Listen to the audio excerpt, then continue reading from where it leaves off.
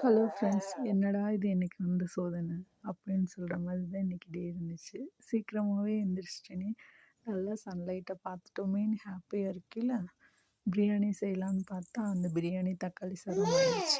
உங்களுக்கு பார்த்து நான் பிரியாணி செய்கிறதுக்காக வீடியோ எடுத்துகிட்டே பண்ணிகிட்டு இருந்தேன்னா அது தக்காளி சாதம் ஆயிடுச்சு.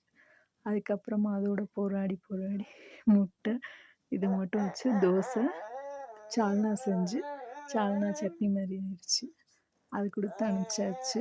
இது நான் அதுக்கப்புறம் அதை எடுத்ததை உங்களுக்கு போட்டிருக்கேன். 2 பெரிய வெங்காயம், பட்டை, கிராம்பு, பே லீஃபு, 2 பச்சை மிளகா, சோம்பு, சீரகம் போட்டிருக்கேன். தக்காளி 2 போட்டுட்டு அதுக்கப்புறம் 1 கிளாஸ் அரிசியில் 2 கிளாஸ் தண்ணி ஊற்றி என் குக்கருக்கு 2 விசில் வந்தால் போதும். உப்பு கலந்து மிளகாய்த்தூள் போட்டு மஞ்சள் தூள் போட்டு இறக்கியாச்சு. காய்கறி கேரட் பீன்ஸ் போட்டு வதக்கி விட்டேன். காலிஃப்ளவர் இருந்தாலும் போடலாம். இது சட்னி. தேங்க்யூ.